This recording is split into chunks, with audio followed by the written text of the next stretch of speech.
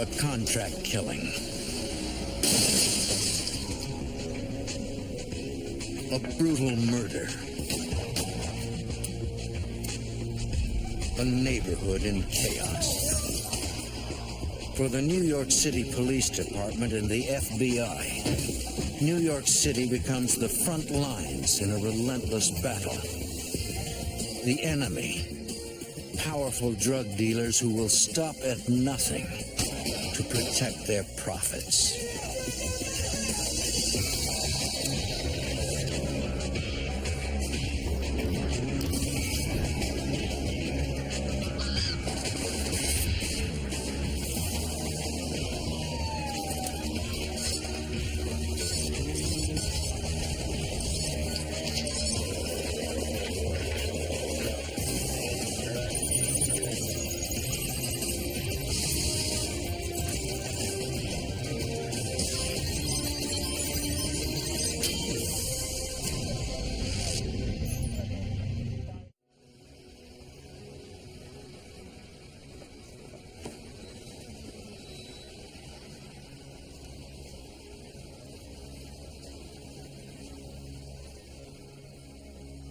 In New York City in the 1980s, the NYPD was fighting a losing battle against the drug lords. NYPD Detective Sergeant Mike McGinnis worked narcotics in the borough of Queens. There were several major organizations selling cocaine and heroin in southeast Queens, and one of them was Lorenzo Fat Cat Nichols' organization. 26-year-old Queens native Lorenzo Fat Cat Nichols is a drug wholesaler.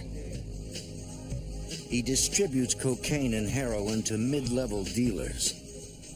His price for a kilo of coke is $50,000. He's worth millions. Nichols protects his operation by surrounding himself with a tight group of loyal associates. Many are family members. For police in Queens, Nichols' operation will not be easy. His headquarters is at a deli at 107th Avenue and 150th Street in Jamaica, Queens.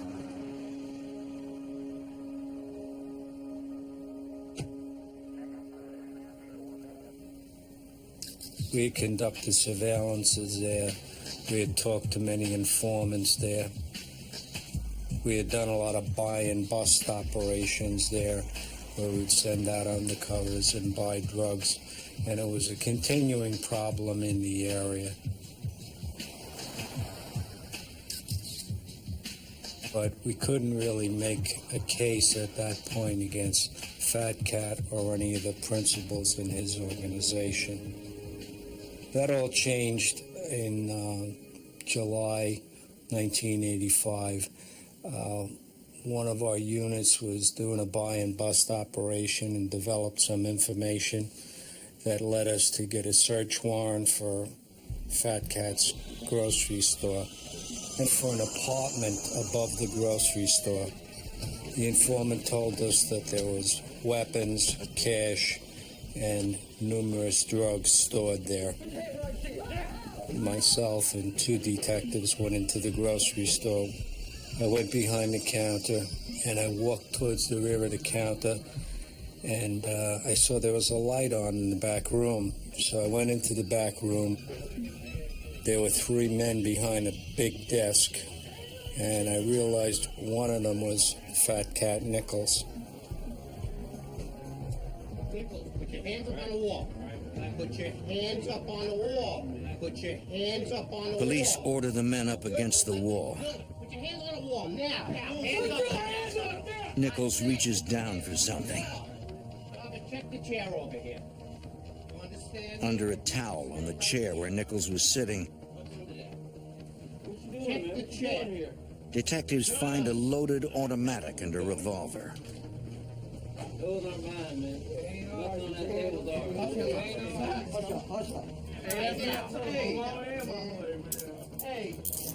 Police search the room and find heroin, cocaine, and $30,000 in cash.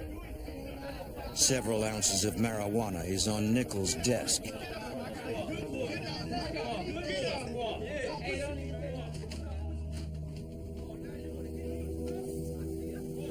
The raiding party that went to the second floor apartment found $150,000 in cash in boxes. Wow, that's a lot of cash. Hundreds, perhaps thousands of pieces of cocaine, street cocaine wrapped in tinfoil, and glassines of heroin and additional weapons. Nichols is arrested on drugs and weapons charges. 24 hours later, he's free on $70,000 bail. At the time of his arrest, Nichols was already on parole. He reports to his parole officer to see if the arrest violated the terms of his parole.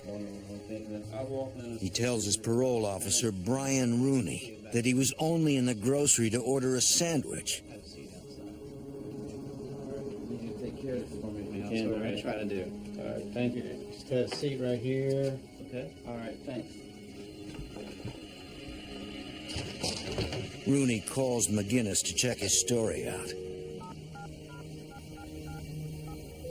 So I told him what had happened, that we had arrested Nichols in the grocery store, that he had a number of weapons, but unfortunately he made bail, and I'm sure he's gone.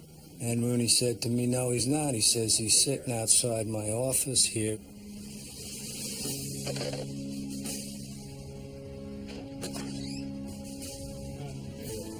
Rooney rearrests Nichols on the spot for violating his parole.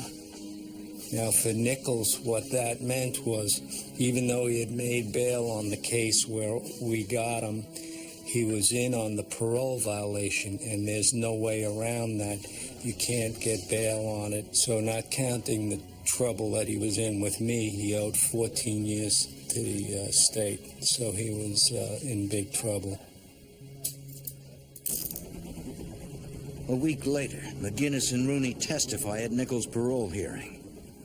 I briefly described what had happened that night, and the adjudicator immediately continued his violation of parole, which meant he was in. He was entitled to one more hearing like that, and then he would go back in for the remainder of those 14 years. But the drug dealer has no intention of letting that happen.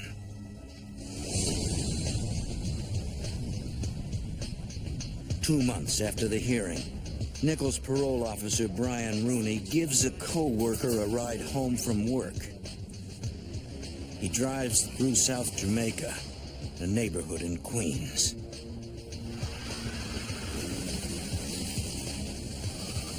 He knows this section of Queens is dangerous.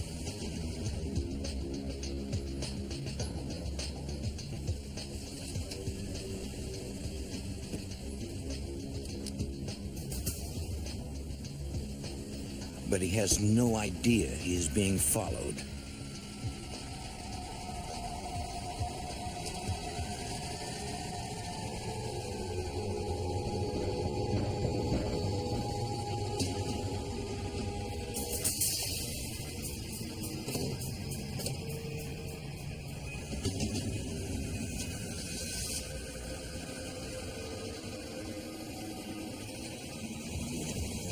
Suddenly, a car pulls up beside him.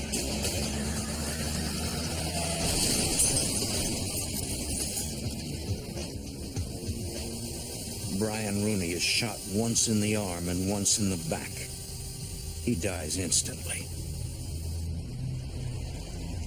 His killers disappear into the night.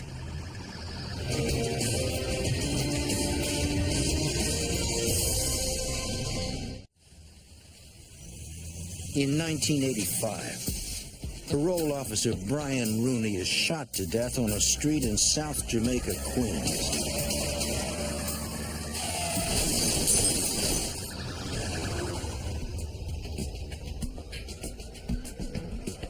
Police arrive quickly, but there is nothing they can do. They process the scene and find little evidence. No shell casings were left behind. No one saw the shooting. News of the murder quickly reaches Detective Sergeant Mike McGinnis. Sergeant who worked in my office called me up and told me about it. Said they just killed a parole officer up on Sutton Boulevard, and it was Brian Rooney. Police hit the streets to gather intelligence and find the killer. Rooney's murder is the latest in a string of homicides in South Japan. Rival drug gangs battle each other for territory and control of the profits. The homicide rate in that party where the drugs were being sold was skyrocketing. Shootings were commonplace. Citizens were terrified to come out of their houses. And for that reason, we knew that we had no choice but to go after these drug gangs. The NYPD steps up their efforts in Operation Cleanup, a major long-term anti-drug operation.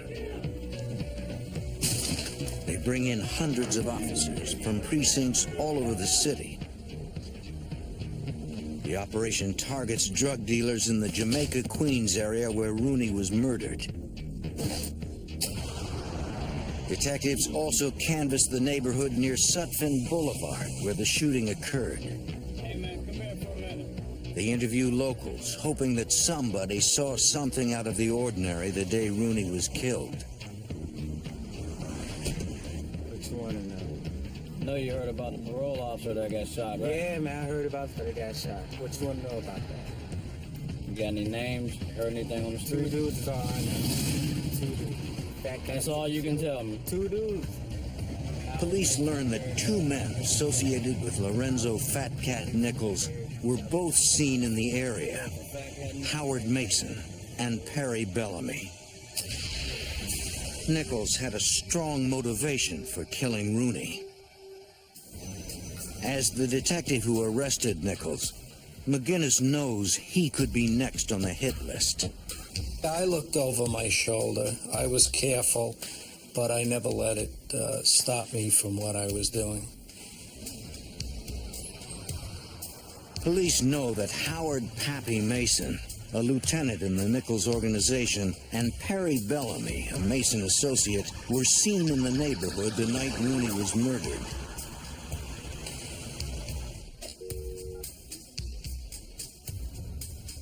An anonymous caller claims Bellamy was outside the car when Rooney was shot.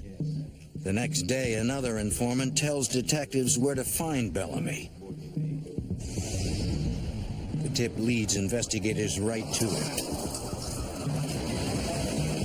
Stick your hands up on the wall! What? Stick your hands on the wall now! They do nothing, man! Stick your hands on the wall! Bellamy is picked up on the street in his neighborhood and brought in for questioning. I'm a field day with this. You understand me? Step over I there got to my the car. right.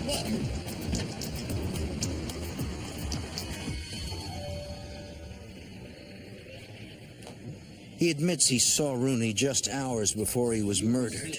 In the car with Rooney. He claims he knew about the hit and tried to warn Rooney. That's why he was seen in the area that You night. set him up, I think.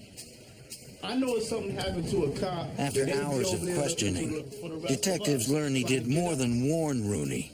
Look, So that's who did it. Bellamy Even when reveals he you was order- in the car with Rooney the night he was killed. you're just gonna add on more problems for yourself. He says Howard Mason shot Rooney. Bellamy was in jail weeks before the murder. He claims to have overheard Nichols telling another inmate that his parole officer was going to get what's coming to him. Authorities charge Bellamy with aiding and abetting the murder of Officer Rooney. Next, detectives track down Howard Pappy Mason. What's up, officer? What's your name? Man, but stick your hands up against the wall, folks. Officer, I don't Stick your hands on the wall. Give me a few minutes. In the suspect's boot, they find a fully loaded .22 Derringer. Mason is charged with murder and weapons possession. Investigators have put the conspirators behind bars. But they can't prove Fat Cat Nichols ordered Mason and Bellamy to kill his parole officer. While police try to build a case against Nichols, who is still in jail, his organization continues to grow. In 1987, the illegal drug crisis in New York goes from bad to worse. A new drug explodes onto the scene. The crack cocaine swept over the community. I've never seen anything like it. FBI Special Agent David Higgins worked drug cases in New York. Okay. Basically, what happens in the preparation of crack, you can take a relatively small amount of cocaine and combining it with other ingredients, you stretch it tremendously so that something that might have been sold previously as a gram amount for $100 could turn around and make the drug trafficker $1,000. The drug sells cheap, as little as $2 a vial, and it's highly addictive. For a working-class neighborhood like South Jamaica, crack cocaine is the perfect storm. Because of the high level of addiction, the drug users were repeatedly looking to get high, and therefore they were out trying to find sources of income anywhere they could. Naturally, they turned to crimes such as burglary and robbery. And, of course, the general level of crime in these neighborhoods increased as a result. The NYPD steps up its efforts. They rename Operation Cleanup Operation Queens. In the early 80s, a federal organized crime drug enforcement task force was formed in New York City to go after the drug dealers and the major distributors. Special Agent Richard Martinez was assigned to the task force. It was set up as an organization that utilized FBI, New York City Police Department, Drug Enforcement Administration, and other agencies to coordinate a direct attack against these elements. Here it is, right here, South Jamaica, okay? The OCNF task force was divided up into squads, and each squad had its own mission to accomplish. Our particular mission happened to be the cocaine, crack cocaine, and heroin dealers operating in the city. The task force is investigating several drug gangs in Jamaica, Queens. We felt that what we could do for the citizens in our community was to get as much power into this group as that was going to go after these guys. As much power as possible. Dealing drugs in South Jamaica, Queens is a lucrative business. The high profits lead to more competition and more violence. Nearly half the serious crimes in New York City are crack-related. In October 1987, a taxi dispatcher is murdered for testifying about a gun battle she witnessed. A month later, a Guyanese immigrant complains to police that drug dealers have been selling crack on his street.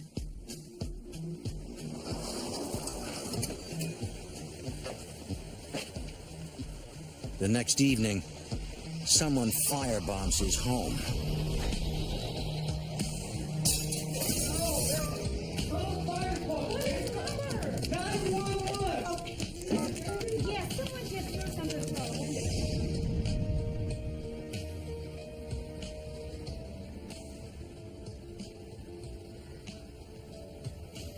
NYPD officers from the 103rd Precinct in South Jamaica are assigned to protect the witness and his family.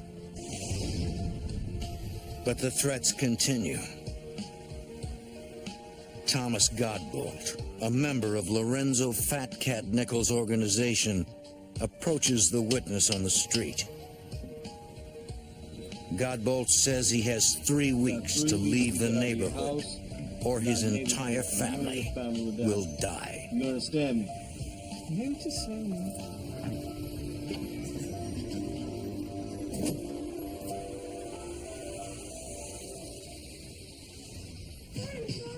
The New York City Police Department and the federal task force turn up the heat on all the drug organizations in Jamaica, Queens.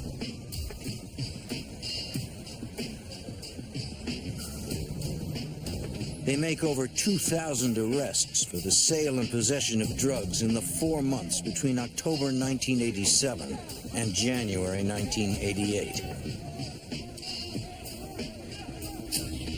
In late January 1988, one of Lorenzo Nichols' lieutenants, Thomas Mustafa Godbolt, is sent to Rikers Island for threatening the Guyanese witness.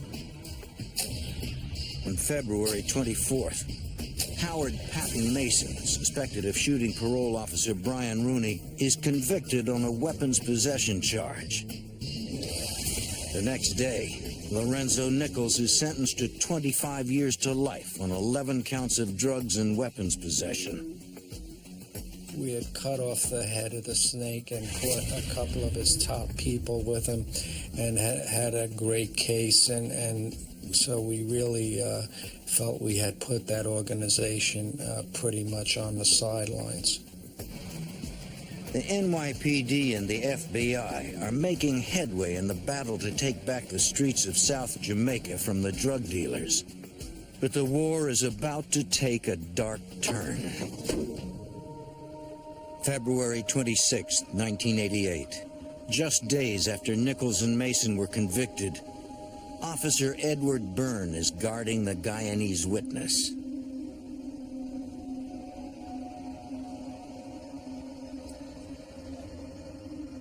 Even with the man who threatened his family in jail, the witness continues to receive threats. Byrne is a rookie, just 22 years old. This is just another routine night.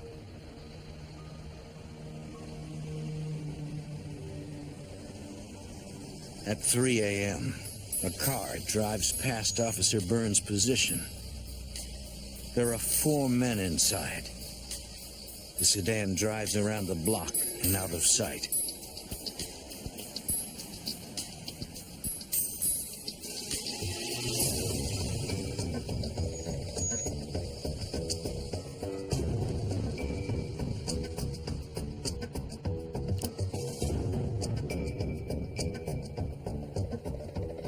"20 minutes later, 3 men sneak up behind Officer Byrne's car.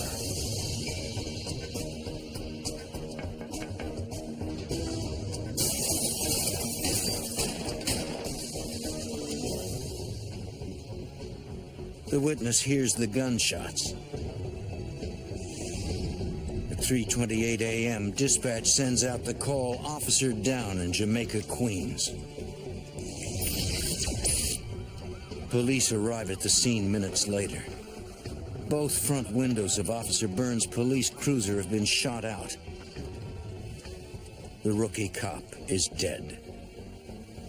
Every police officer responds to that. Every police officer takes that personal when a police officer is murdered. The witness Officer Byrne was protecting tells police he heard the shots and saw several men get in a tan-colored car and speed away. Investigators find an abandoned 1976 tan Olds Cutlass parked about 2 miles from where Burns was shot. They find nothing in the car linking it to the murder. Right after the murder of Officer Byrne, the New York City Police Department started cracking down on all the drug dealers. a tremendous amount of heat was put on all the drug dealers in Jamaica, Queens. They wanted the murders of Officer Byrne. Hundreds of police officers working 12-hour shifts blanket 3 precincts. The 103rd, the 105th, and the 113th in southeastern Queens.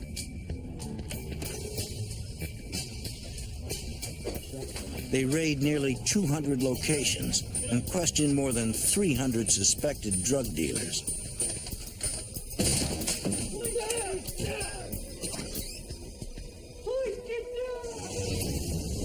Investigators believe Lorenzo Nichols ordered the murder of his parole officer from jail. And the man who threatened the witness Officer Byrne was protecting had ties to Nichols' organization. Nichols is a natural suspect. At the time of Officer Byrne's murder, several members of the FBI task force are investigating a Queens drug dealer with ties to the Nichols organization. What we did was we simply shifted focus. We were looking at something called the Smith organization, who had dealings with a number of Nichols associates. We simply moved full power. We looked right at the Nichols organization because we were gaining intelligence from the same informants that were telling us about the Smith organization. They had intelligence on the Nichols organization. We targeted the members of the organization who were still on the street operating his drug conspiracy group. To get inside the organization, investigators use a variety of weapons. They set up undercover drug buys.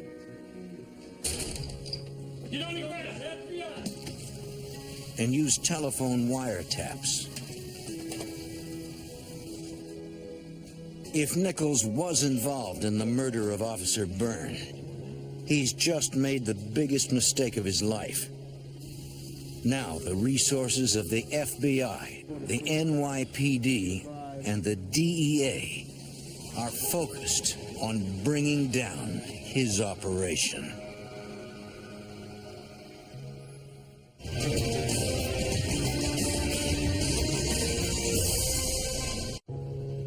A rookie cop is killed, shot to death on a street in New York City. 22-year-old Officer Eddie Byrne gave his life protecting a witness from a deadly drug gang.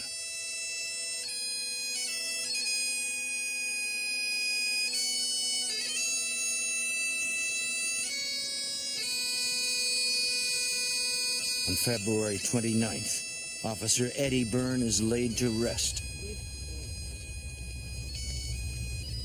10,000 police officers attend the funeral.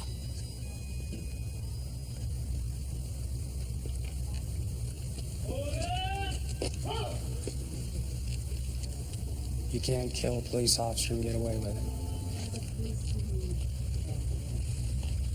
That's why police react so quickly. You can't kill a police officer and get away with it. New York City Mayor Ed Koch vows to find those responsible. The city offers a $10,000 reward for information leading to the conviction of Byrne's killers.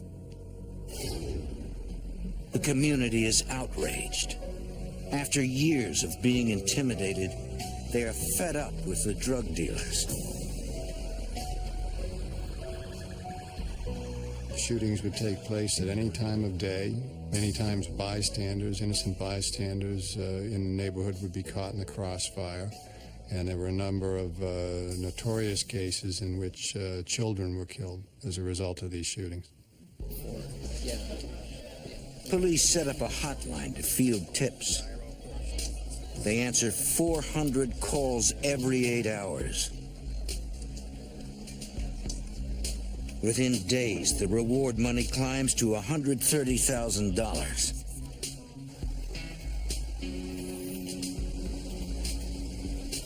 Three days after the shooting, an anonymous caller says he knows who shot the cop. The detective convinces the caller to meet him.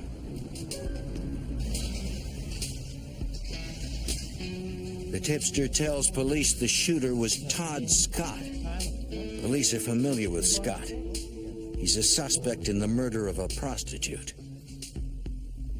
Detectives go looking for Scott. At the apartment of a relative, they find a witness who is willing to talk. He tells detectives he knows the men who carried out the shooting. He was present when the hit was planned. And he knows who ordered it.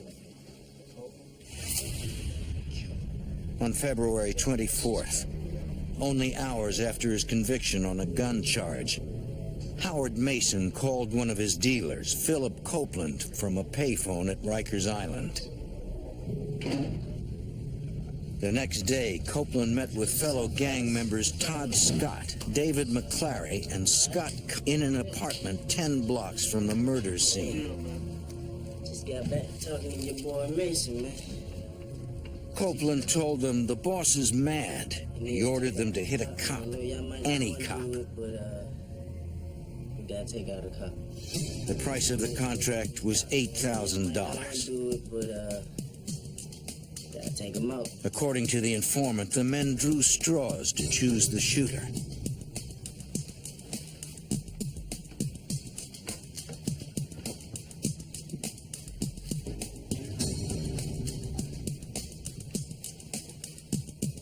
Todd Scott would pull the trigger. The next morning, Scott came back to the apartment bragging about what they had done. They only collected a few $100s of the $8,000 they'd been promised. That individual told how the murder actually went down, who they chose, that it wasn't Officer Byrne chosen as an individual, but they chose the police officer that was guarding the cooperating witness's house, that he was a target of opportunity. Howard Mason wanted Byrne's murder to send a chilling message to law enforcement. This was a killing that really galvanized law enforcement in New York City. The execution of a uniformed police officer who was targeted not because of any particular act or case, but because he was a police officer in and of itself. The NYPD finally have names to link to the shooting. They issue warrants for Philip Copeland, Todd Scott, Scott Cobb, and David McClary.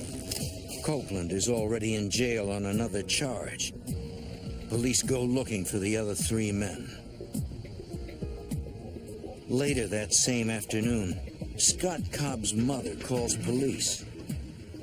She wants to arrange her son's surrender. He never shows up. Investigators believe Cobb will eventually contact his mother. They install a trap on her telephone line to catch the numbers of all incoming calls. The shooting continues to dominate the news, and police keep up the pressure on the street.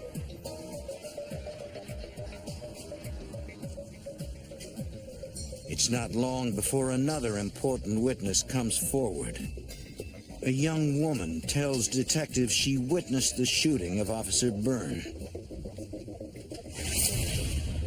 The woman said she was on the street when she heard a shot and saw men around the police car. She hid behind a car until the men left. She doesn't think they saw her.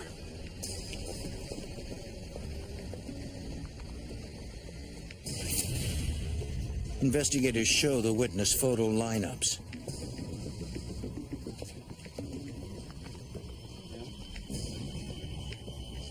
She confirms Todd Scott as the man she saw at the passenger window of the patrol car. She also identifies David McClary as the man standing by the driver's side window, and Copeland as the man she saw standing behind McClary. Police now have a witness to the shooting. They need to find the 3 suspects still at large. The day after the trap on Scott Cobb's mother's phone is set up, police get a hit. An incoming call is traced to an address in Queens Village. It's one of several safe houses owned by Howard Mason.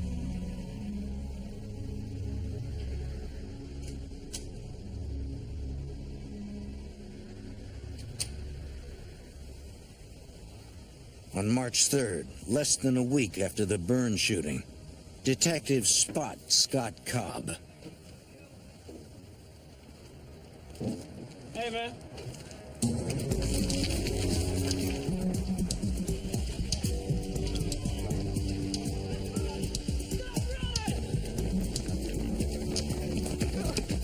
Freeze! Step down and put your hands behind your back. Slow. He is quickly taken into custody.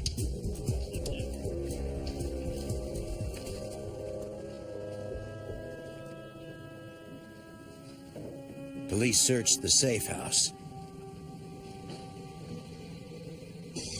In the basement, they find Todd Scott.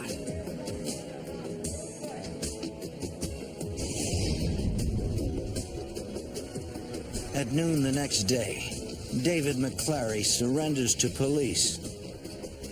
He's accompanied by his mother.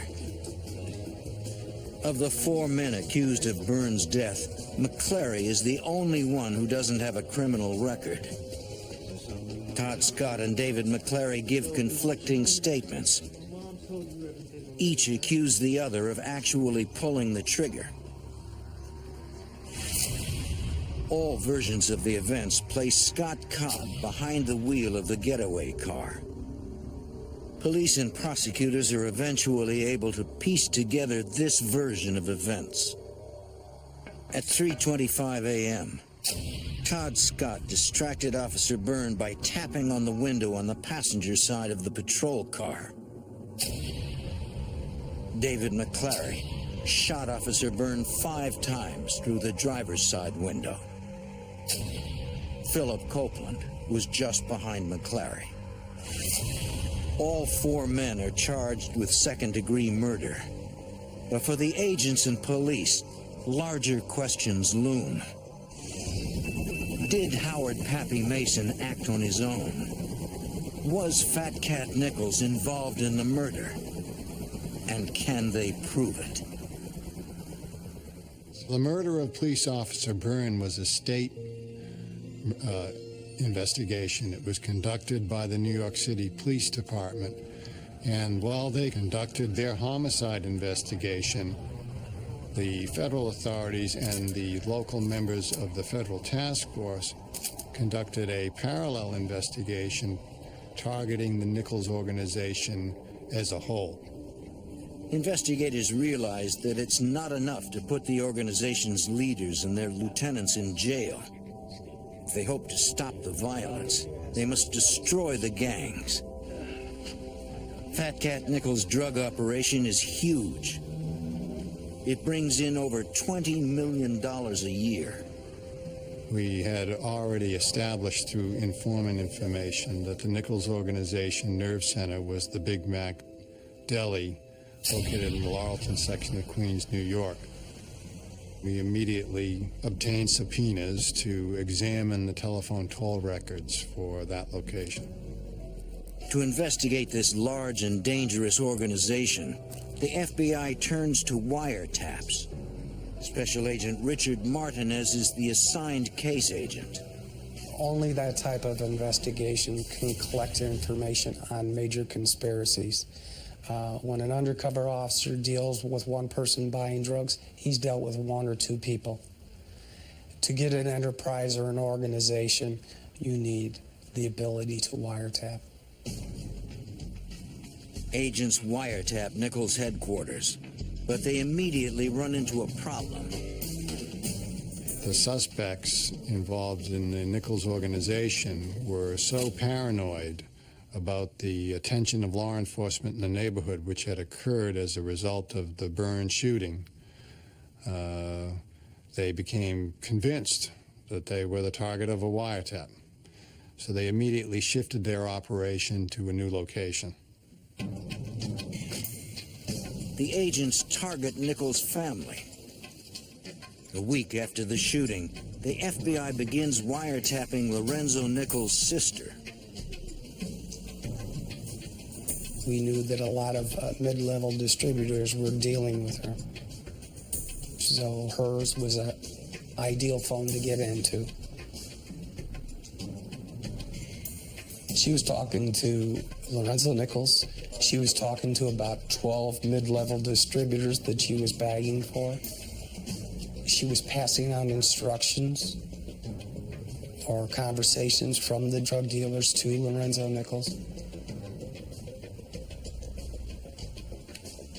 She was in the middle of this whole organization, and that was the beauty of it. She liked to talk. Nichols' sister is paranoid someone is spying on her.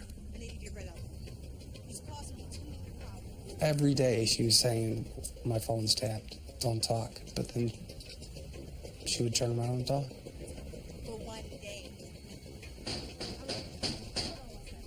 At times she would leave the phone off the hook, which is basically a bug into her house. And you could hear her have conversations with these guys when they would pick up their drugs. Hurry up.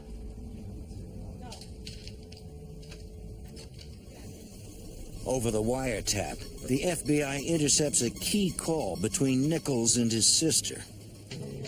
They're talking about Pappy Mason.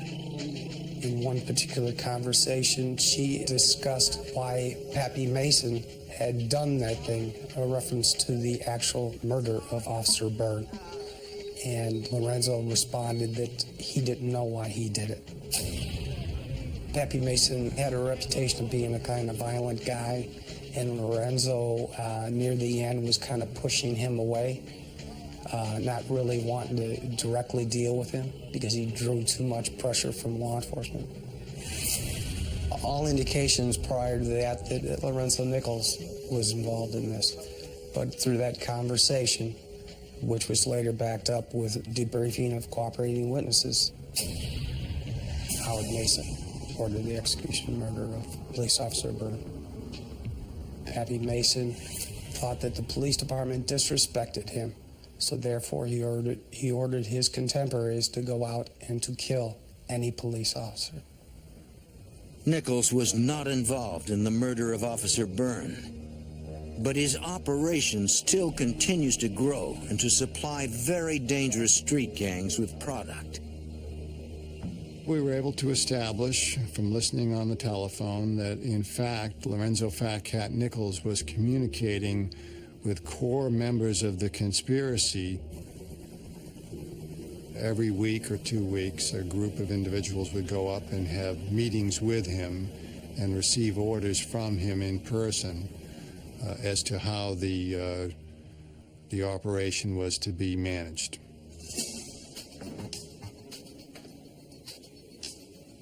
Agents place a microphone in the visiting room at Rikers Island.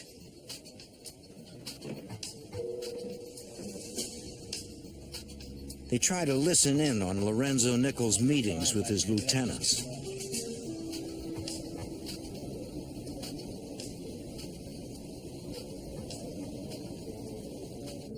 Unfortunately, the sound quality is too poor to hear anything. Agents and police continue to build a case. We learned their methods of distribution. We learned their methods of drug preparation. We were able to identify some of their sources of supply, who was communicating with who, how it was done, what the level of their trafficking was, who some of their customers were as a result.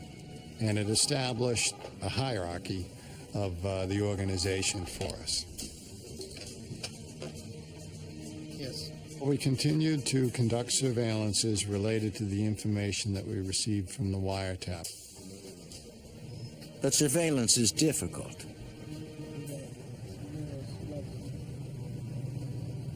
Most successful drug dealers are savvy and know how law enforcement gathers information.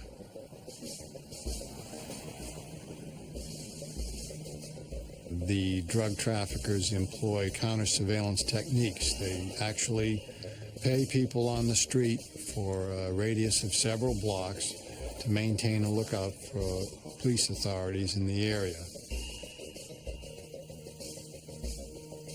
When agents get enough information from the wiretap, they make arrests. If at a time, say, for example, we intercepted a call in which there was a drug transaction or a transport of drugs from one location to another location, I could say to the investigators working the case, we need to take this load off. After 5 long months, agents meet with the prosecutor. It was time to put some charges on some subjects, to get some cooperators, and to execute the search warrants to get the guns, to get the drugs that'll confirm the conversations that you have. Martinez feels they have enough probable cause to issue arrest and search warrants. You got to know when it's time to bring the case down. And that's when we brought this case down in August. The prosecutor agrees. It's time to take down the Nichols organization.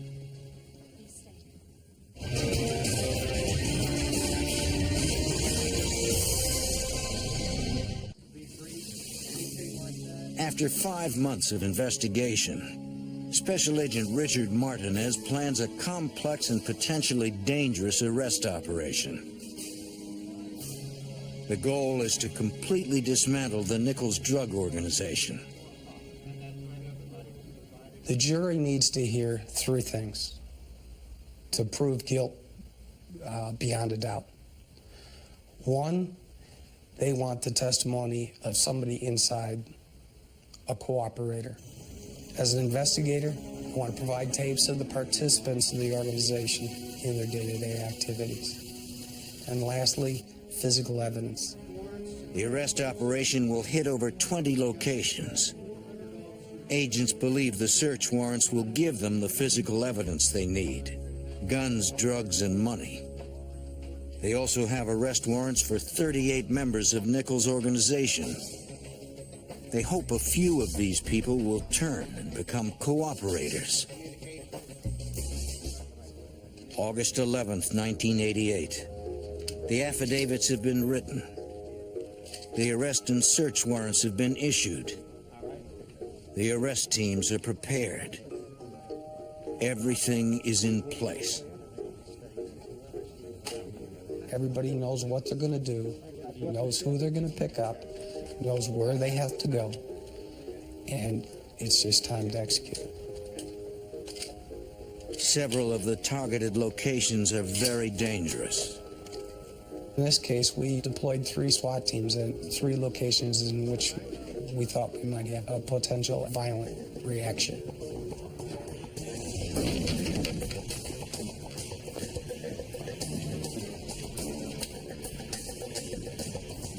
The teams hit locations where drugs are being stored and sold.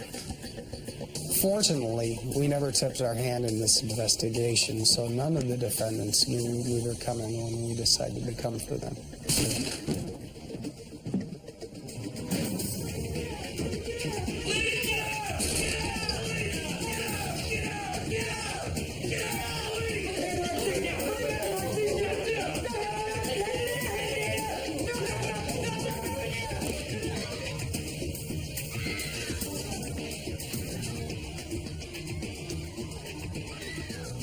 Nichols' sister is surprised by the arrest team.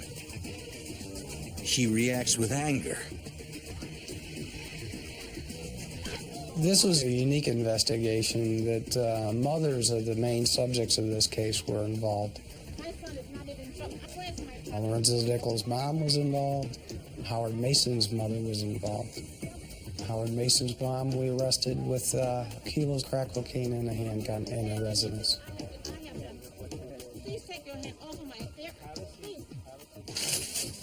All over the Jamaica section of Queens, one by one, members of the Nichols organization are arrested and evidence is collected. During the execution of search warrants, we found guns, we found a substantial amount of packaging material, a substantial amount of crack cocaine, and numerous individuals with cash money, and seize all those items. Lorenzo Fat Cat Nichols and Howard Pappy Mason are both arrested in prison on drug charges that will keep them behind bars forever. By the end of the day, 30 people are arrested. 5 pieces of property are seized.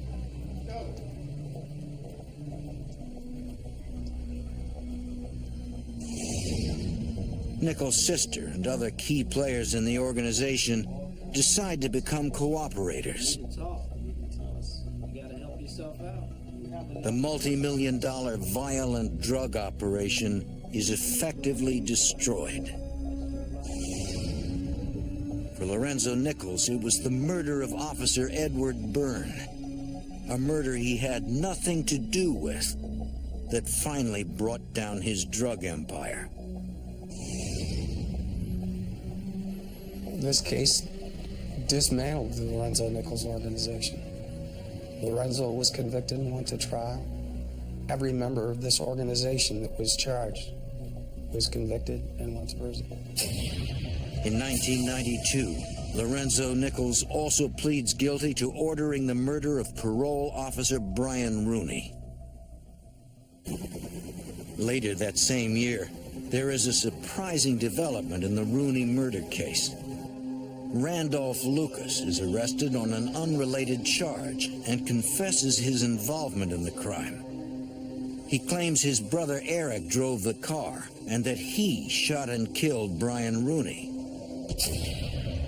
They were hired by a Nichols associate to hurt Rooney, but they panicked and fatally shot the parole officer. No one knows why Bellamy claimed to have been at the scene that night, and why he said he witnessed Howard Mason shoot Brian Rooney. The NYPD anti-drug operation and the federal task force targeting Queens drug dealers had a decided effect on drug-related crime in New York City.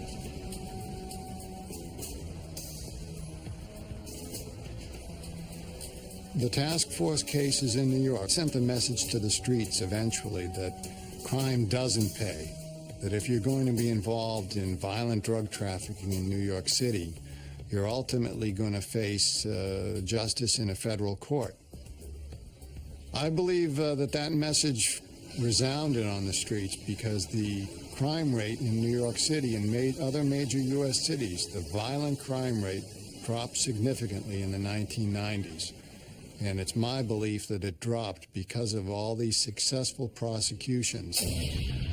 Brian Rooney's name was placed on the memorial for parole officers killed in the line of duty. The foundation was created in Officer Edward Byrne's name. Their legacy is the destruction of a deadly organization that threatened the neighborhoods they had sworn to protect.